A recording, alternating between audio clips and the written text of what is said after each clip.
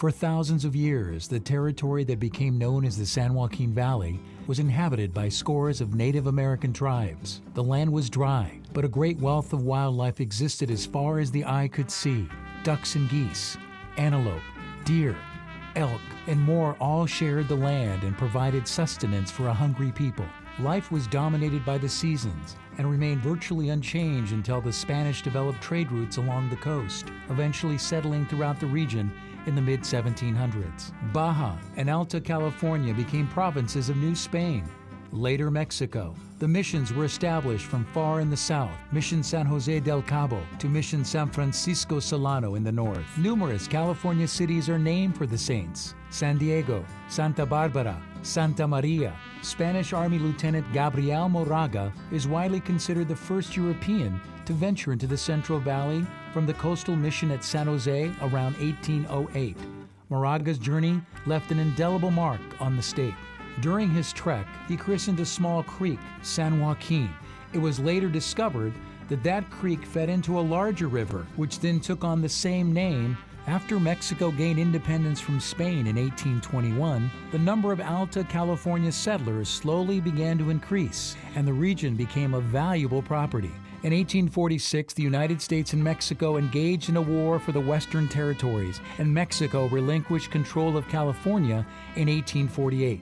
1 year later, gold was discovered at Sutter's Mill, sparking a rush of settlers in search of their fortune. California's complexion quickly changed. Clothing, housing, and entertainment for the newly arrived miners and their families all had to be obtained. But mostly was the pressing need for food. Rancheros scrambled to meet the exponentially increasing demand for beef by increasing their herds of cattle. But it was the valley itself that held the key. Once a virtual desert, the arid lands of the San Joaquin Valley were tamed by intrepid farmers who learned to move water through a system of canals and brought to life a thirsty soil. And what a soil it was! Grapes became raisins, peaches and figs flourished, nut, cotton, chilies, and more grew in abundance, hundreds of varieties outgrowing the hands available to harvest.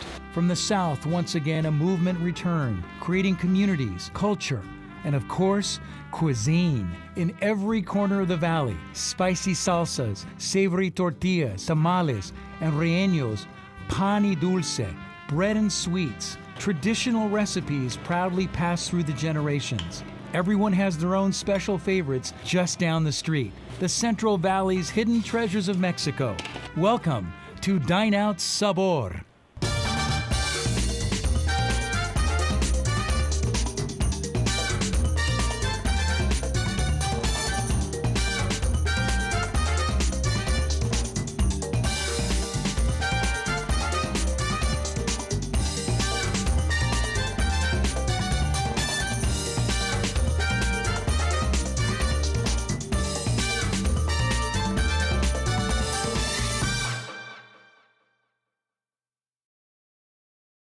The California Health Collaborative is committed to enhancing the quality of life and health for the people of California. The collaborative implements an array of programs focused on health promotion, disease prevention, and public health surveillance systems. The California Health Collaborative, building partnerships, promoting wellness, and changing lives. The law offices of Philip M. Flanagan, specializing in providing guidance and direction in the areas of estate planning, elder law, probate, trust management, and life care planning. Proud supporter of DineOut Sabor.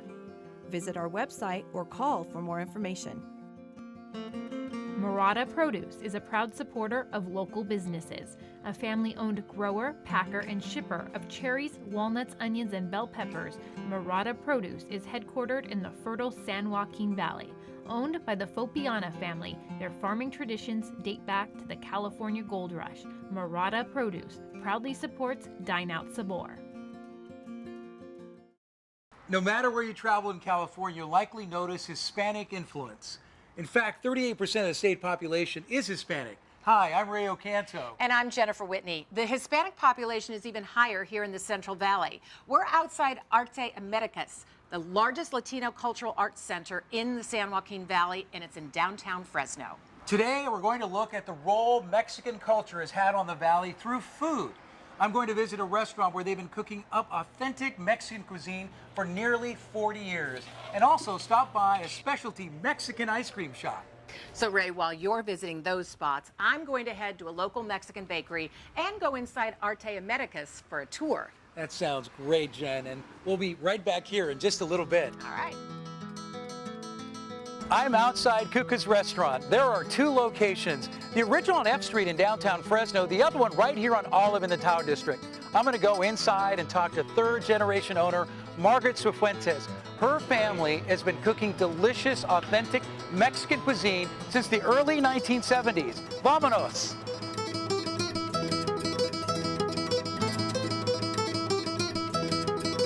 I'm with third-generation owner of Cuca's, Margaret Cifuentes. Margaret, hi, it's great to see you. Hi.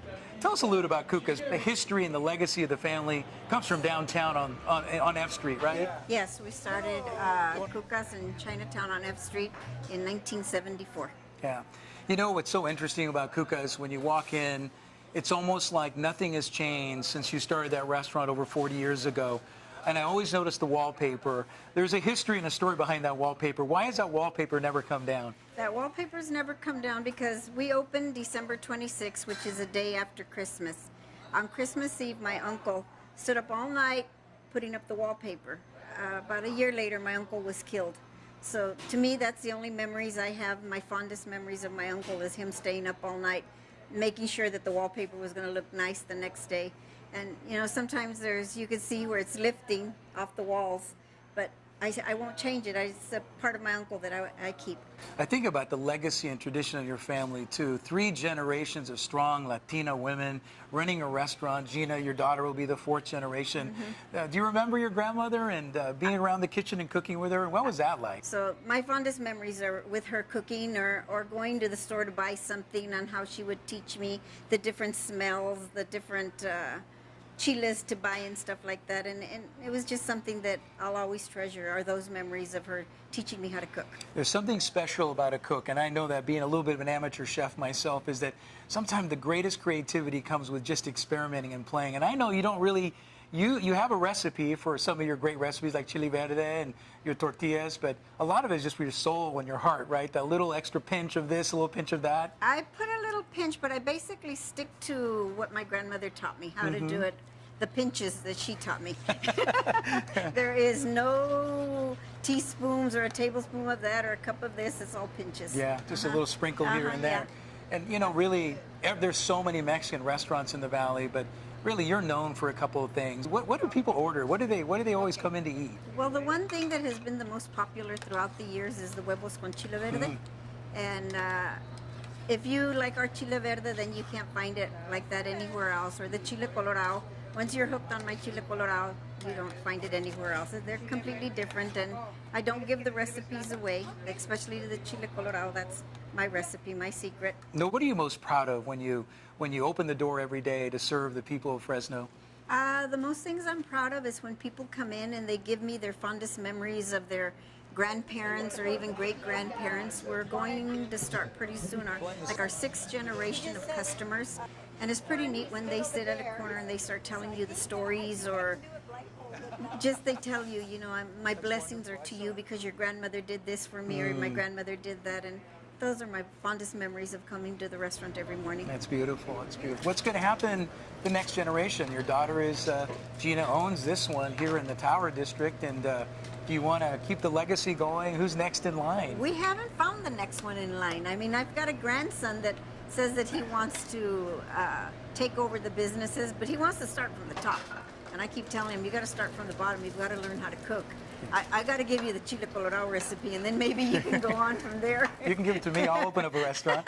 I'll do it with you, too. My grandmother will go haunt you if I give it to you. After all this discussion about this great food and comida, my mind is smelling flavor and chili verde and homemade tortillas. I want to try some. I want to sample some of that great Cuca's food that you're known for.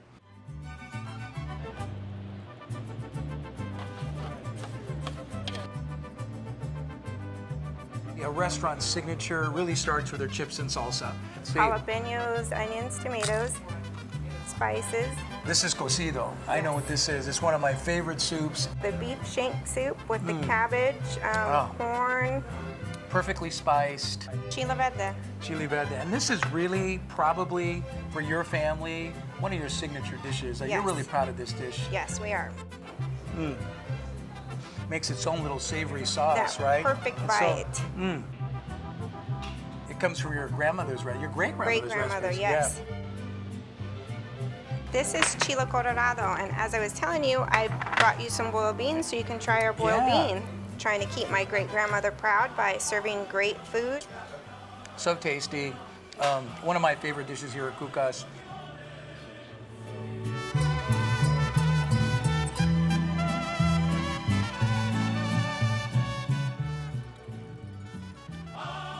We're gonna walk across the street now for something sweet at Panderia Natali.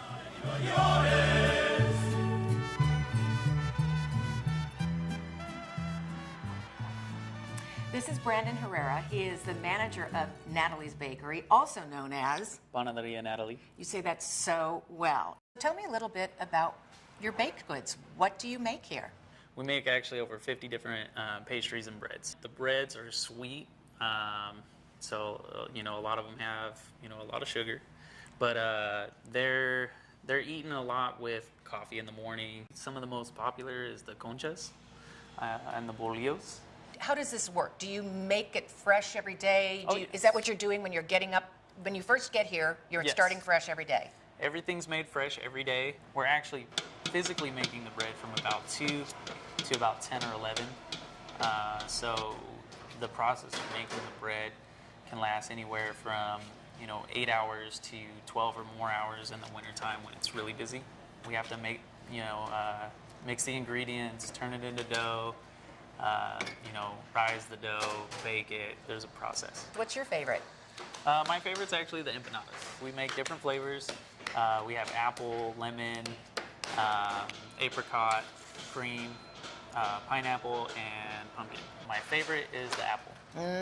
Okay. So it's very reminiscent of apple pie. What kinds of things are for certain occasions? In January, we have Three Kings Day. We make what's called the Rosca de Reyes. For Halloween, we make the Pan de Muerto, and that's for the Day of the Dead. And it's the Day of the Dead bread. So it's kind of like a big bun, a lot of sugar, and it kind of looks like it has a spider on the top. So we've got all kinds of fantastic things. It smells so good in here, as I said. Thank you so much for taking your time, Brandon. Thank you so much.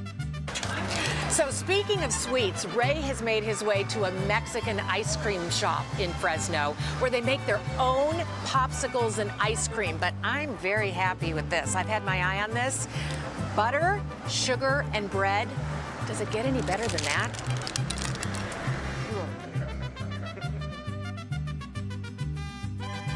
I'm here with Daisy Alvarez, the 19-year-old daughter of Gabriel Alvarez, the owner of La Reina de Michoacan. How long has your family run this ice cream parlor? We've been open since 2004. My dad's the owner. It's a family-run business.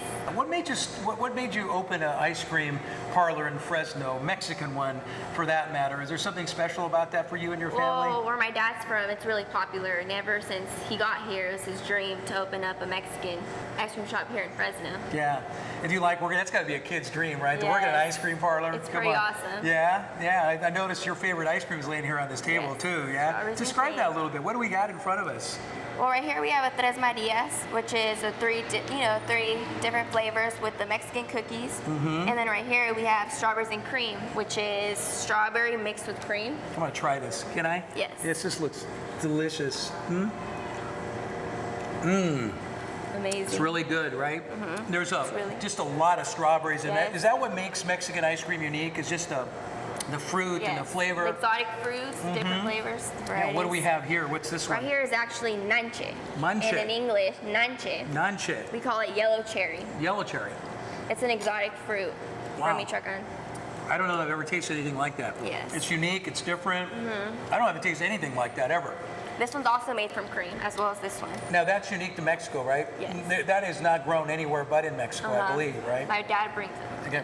Now I've been to your ice cream parlor before, and I've tried this one. I know what this is. This is the chili and Mango mango, with right? chili. Yeah, this is so good. Wow. It's You a little really taste that spicy. chili flavor. I can feel it on the back of my tongue. Yes. that is good. That is good on a hot day in Fresno when it's 110 degrees.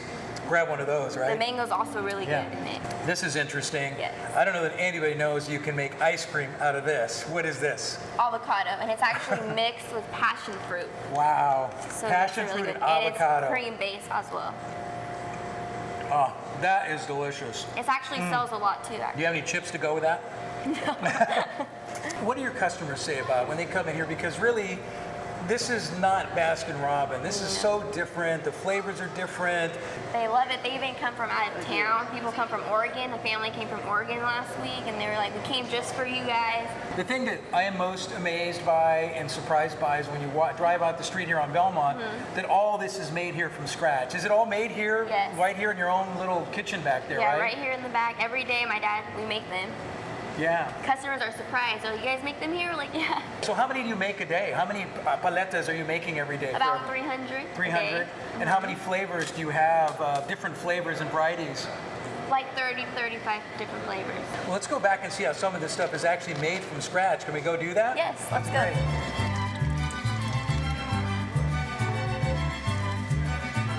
If anybody knows me, they know I'm an ice cream addict, and I can tell you I got my new best friend, Gabriel Alvarez, who's the owner of La Reina de Michoacán. Gabriel, ¿cómo estás? Un placer. Gabriel, tell me the reason why you opened an ice cream shop in Fresno. No, yo emigré aquí en el 83 y en Michoacán tenemos unas paletas riquísimas, riquísimas. Y entonces me di cuenta que aquí no había ese tipo de paleta.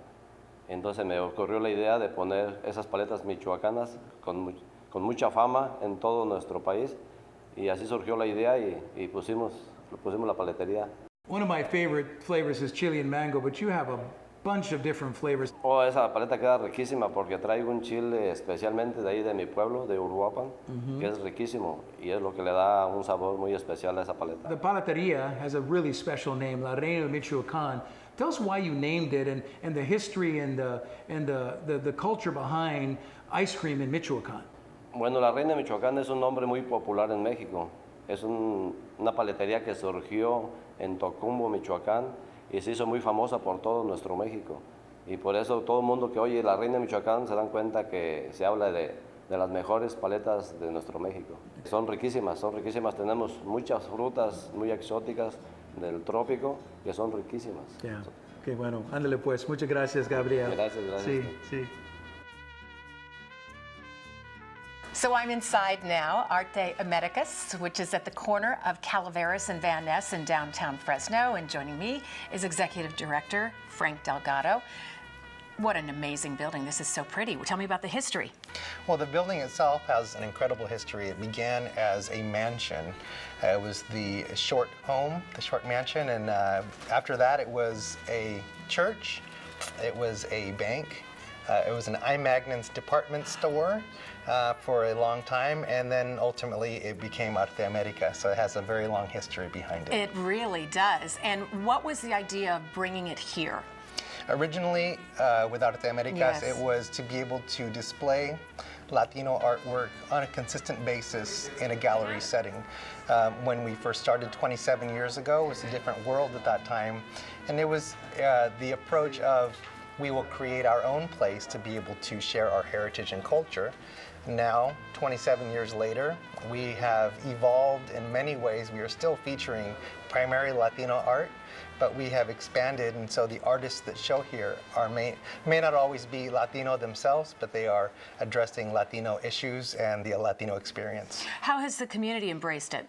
The community itself, being a large Latino community, has been very supportive, but it's notable to say that the art community here in Fresno has really embraced us, and so there are a large number of people who come to events that are let's say Latino-based, let's say a mariachi concert, but you'll see a great deal of people who are out here that are not Latino themselves, but that are that have people in their families that are Latino, that are just getting to know the Latino culture and getting a chance to experience the art and music of the traditions and the culture itself. So you talk about the mariachis. Is that what would take place outside in the pavilion. During the summer, we have an annual concert series, and every Friday it's a different style of music. So there's Latin jazz, there's smooth jazz, there's a band called Metalachi. They're a mariachi and heavy metal amalgamation. Yes, they're a mariachi that plays Led Zeppelin and Guns N' Roses.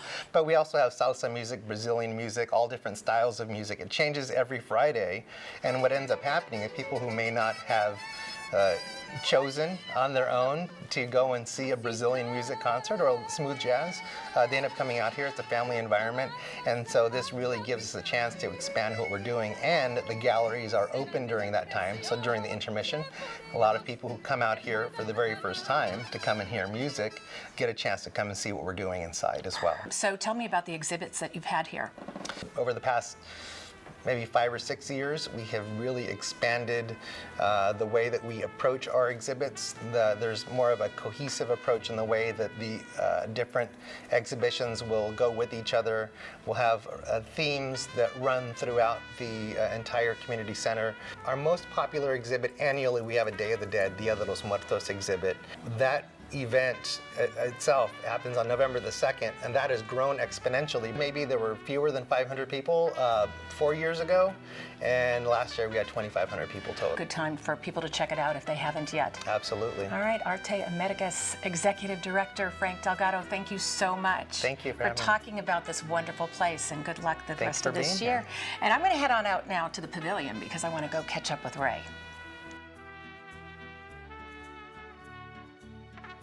Hey, what are you doing here by yourself? Waiting for you. I brought you a treat. Oh my gosh. Yeah. This is from the La Reina de Michoacan, the Mexican ice cream shop here in Fresno. Delicious. What's the flavor? That is chili and mango, one of my favorites. Spicy, delicious, right? Oh, that's really good. And I was at the bakery earlier, Yeah. so I've had all kinds of fantastic Mexican pastries today. In addition, just hanging out at Artes Americas, Yes. the Hispanic Cultural Arts Center. Yeah. Love it. And how about the great history and tradition of Cuca's Restaurant and Margaret Cifuentes and her family, and running that restaurant for 40 years and just creating some amazing recipes here for all of us to enjoy. I have so much dedication. Yeah, It's amazing. it's And the great. return customers, which really tells the whole story. Yeah, and just the rustic look of that old restaurant downtown Fresno on F Street, just the way it was even 40 years ago. Absolutely. And you know, Jen, it's clear the Hispanic culture and heritage is strong here in the Central Valley. To learn more about the places we visited today on DineOut Sabor, visit DineOutTV.com. And thank you for joining us. We'll see you next time for Dine Out Sabor.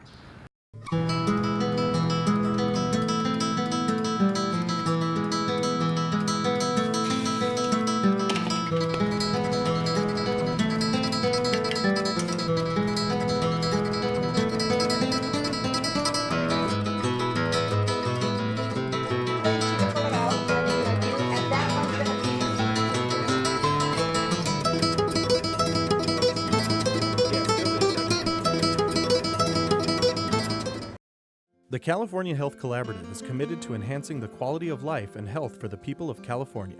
The collaborative implements an array of programs focused on health promotion, disease prevention, and public health surveillance systems. The California Health Collaborative, building partnerships, promoting wellness, and changing lives.